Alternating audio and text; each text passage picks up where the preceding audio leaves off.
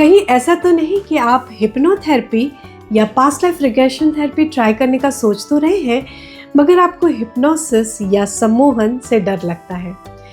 आपको लगता है कि अगर मैं सम्मोहित हो गया या हिप्नोटाइज्ड हो गया तो मैं बेहोश किसी स्थिति में पहुंच जाऊंगा, मेरा अपना बॉडी अपने माइंड पर से कंट्रोल ख़त्म हो जाएगा, मुझे पपेट की तरह नचाया जाएगा। और ऐसा शायद आपने मूवीज़ में होते हुए देखा होगा या किसी तरह के यूट्यूब वीडियो में देखा होगा, जहां एक हिप्नोटिस्ट कई सारे लोगों को हिप्नोटाइज कर रहा है और अपने हिसाब से हरकतें करवा रहा है।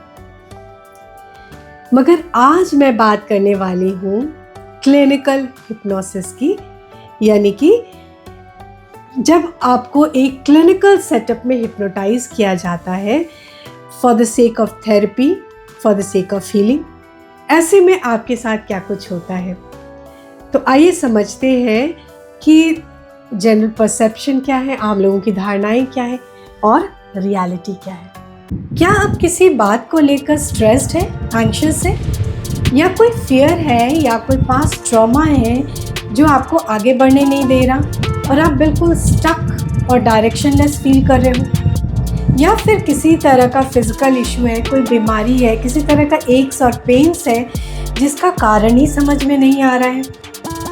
तो मैं आई हूँ आपके फिजिकल, मेंटल, इमोशनल और साइकोसोमैटिक इश्यूज़ की हीलिंग करने, और मैं हूँ दीप्ति शेखर, एक क्लिनिकल हिप्नोथेरेपिस्ट, एक inner child therapist, past life regression therapist, family constellation therapist और एक्सेस बार्स थेरेपिस्ट। तो एक थेरेपिस्ट होने के अलावा मैं एक मदर, एक वाइफ, एक पेट पेरेंट और एक कथक डांसर भी हूँ, और मैं फेस टू फेस और ऑनलाइन सेशंस करती हूँ जो 1-to-1 होता है, बहुत ही कॉन्फिडेंशियल और प्राइवेट होता है, और उसमें तीसरा कभी कोई अलाउड नहीं होता। ये सेशंस 1.5 से 2 घंटे तक का हो सकता है। आज मैं आप लोगों के साथ शेयर करने वाली हूँ 5 मिसकंसेप्शंस या 5 गलत फहमियाँ जो हिप्नोसिस को लेकर लोगों में है। और क्लिनिकल सेटअप में जब आप थेरेपी सेशन के लिए आते हैं और आपको हिप्नोटाइज किया जाता है तो आप क्या एक्सपीरियंस करते हो। तो देखिए, सबसे पहला जो मिसकंसेप्शन या गलतफहमी है, या यूँ कहें लोगों को बहुत ज़्यादा डर है, वो ये कि अगर मैं थेरेपिस्ट के पास गया तो वो मुझे फोर्सफुली हिप्नोटाइज कर लेगा, या मेरी आँखों में झांक कर मेरी मर्ज़ी के बगैर कब मुझे हिप्नोटाइज कर लिया जाएगा मुझे पता ही नहीं चलेगा। और ऐसे में मेरे साथ क्या धोखा हो, क्या चीटिंग हो, मेरे साथ ना जाने क्या कुछ हो। तो देखिए, क्लिनिकल हिप्नोथेरेपी में बिल्कुल आपके साथ ऐसा नहीं हो सकता, क्योंकि थेरेपी के अपने रूल्स हैं, एथिक्स हैं, और थेरेपी में हिप्नोसिस यूज़ करने का केवल और केवल एक ही पर्पस होता है, और वो है थेरेपी यानी कि हीलिंग। तो जब आप अपने प्रॉब्लम्स लेके एक थेरेपिस्ट के पास आते हो तो थेरेपिस्ट भी अपने टूल्स और टेक्निक्स आपके साथ शेयर करता है। जब आप पूरी तरह से थेरेपी सेशन के लिए एग्री करते हो, आप मेंटली इस प्रोसेस के लिए पूरी तरह से तैयार होते हो, तभी एक थेरेपिस्ट आपको हिप्नोटाइज करता है। और ये कॉन्सेप्ट कि आपकी आंखों में झांककर आपको आपकी मर्ज़ी के बगैर हिप्नोटाइज कर लिया जाएगा, ये बिल्कुल सच नहीं है। क्योंकि मैं बताऊं, अपने 6 साल के करियर में आज तक भी मैंने अपने किसी क्लाइंट की आंखों में जबरन झांकने की कोशिश नहीं की। इनफैक्ट जब मुझे हिप्नोटाइज करना होता है तो मैं उनको बोलती हूँ अपनी आंखें बंद कर ले।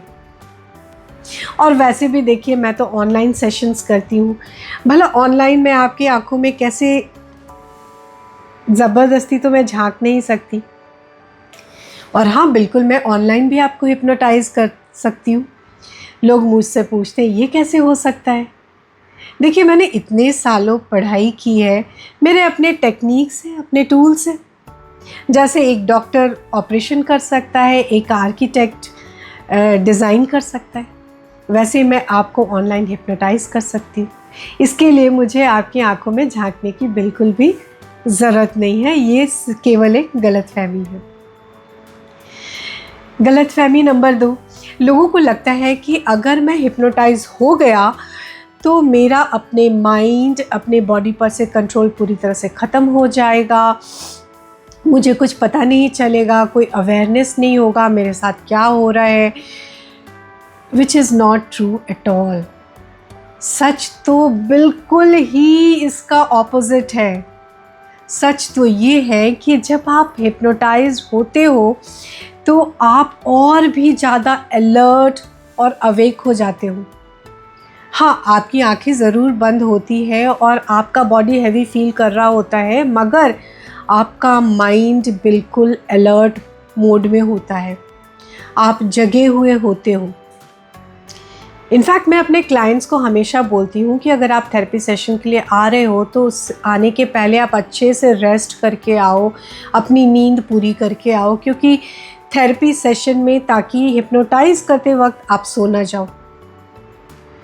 तो जब आप हिप्नोटाइज होते हो तो आप सो नहीं रहे होते हो, आप बेहोश नहीं होते हो, अनकॉन्शियस नहीं होते हो, आप बहुत ज़्यादा जगे हुए होते हो, अलर्ट होते हो, बहुत ही फोकस्ड तरह से आप अपने इंफॉर्मेशन को एक्सेस कर पा रहे होते हो, क्योंकि हिप्नोटाइज स्टेट में आप अपने सबकॉन्शियस माइंड को एक्सेस कर पाते हैं और सबकॉन्शियस माइंड के इंफॉर्मेशन को आप विजुलाइज कर पाते हो। ठीक उस तरह से जैसे आप एक ड्रीम्स देखते हो, ठीक उसी तरह से चीज़ों को आप देख रहे होते हो, चीज़ों को आप समझ रहे होते हो।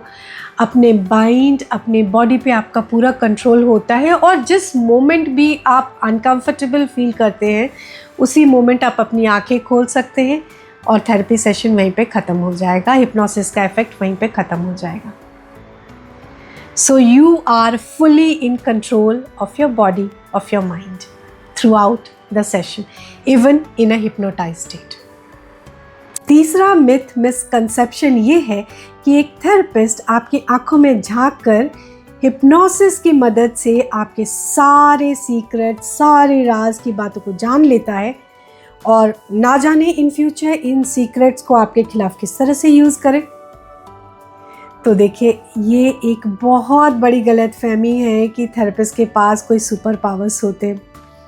मेरे पास तो बिल्कुल भी नहीं है। मैं एक बहुत ही सिंपल साधारण सी इंसान हूँ।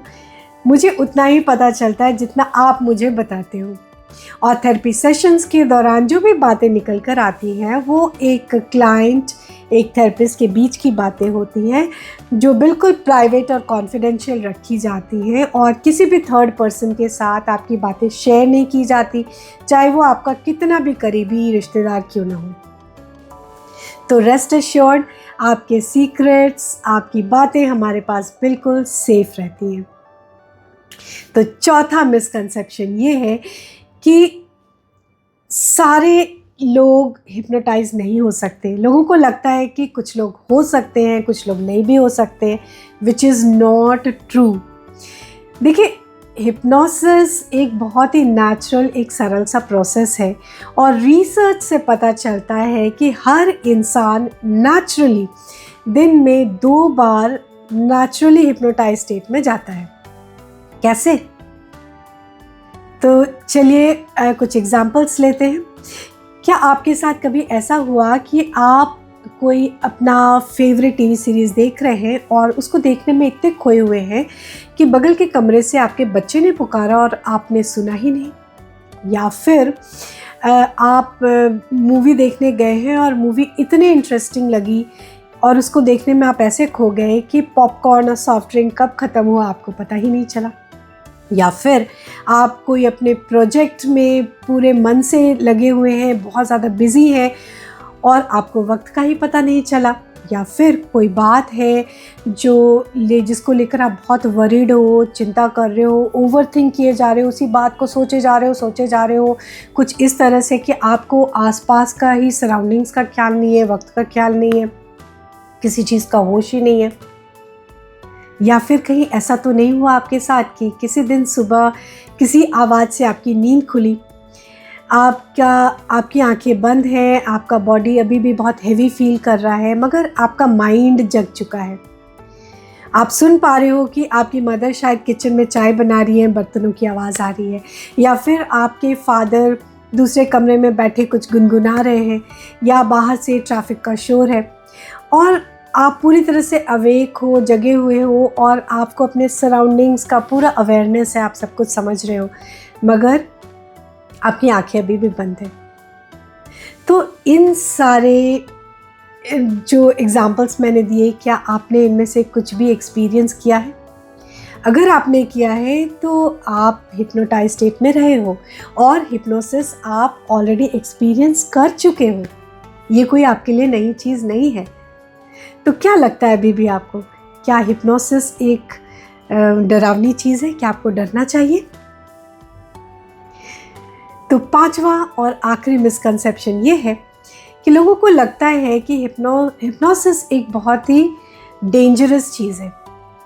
तो अब तक जो कुछ भी मैंने बताया कि आप जब हिप्नोटाइज स्टेट में होते हो तो आप सोए हुए नहीं होते हो, आप फुल अवेयरनेस में होते हो, आपका माइंड बिल्कुल अलर्ट मोड में होता है, आपको फुल अवेयरनेस होता है अपने सराउंडिंग्स का, अपने आसपास का, आपका अपने माइंड, अपने बॉडी पे फुल कंट्रोल होता है। इनफैक्ट थेरेपी सेशंस के दौरान मैं और मेरे क्लाइंट्स आपस में बातें कर रहे होते हैं, और अगर कुछ भी अनकंफर्टेबल हो तो इमिडिएटली आप अपनी आंखें खोल सकते हो और हिप्नोसिस का इफ़ेक्ट आप पे ख़त्म हो जाता है। तो आप इन फुल कंट्रोल होते हो इवन हिप्नोटाइज स्टेट में। और क्योंकि मैं डॉक्टर नहीं हूँ, मैं कोई मेडिसिन प्रिस्क्राइब नहीं करती, तो इसका कोई साइड इफ़ेक्ट भी नहीं है। तो क्या लगता है आपको, क्या आप अभी भी सोचते हो कि हिप्नोसिस एक डेंजरस चीज़ है? ज़रूर से अपने कमेंट सेक्शन में डालिए। आपका और भी कोई सवाल है, कोई क्वेश्चन है, किसी तरह का डाउट है हिप्नोसिस को लेकर, कोई पर्टिकुलर क्वेश्चन है, किसी बात का डर है आपके मन में, तो आप अपने सवाल ज़रूर से पूछिए। आपके सवालों का मुझे इंतज़ार रहेगा, उनका जवाब मैं ज़रूर से देना चाहूँगी। तो मैं वेट करूँगी आपके क्वेश्चंस का, आपके कमेंट्स का। So till next video, take good care of yourself. Bye bye. Namaskar.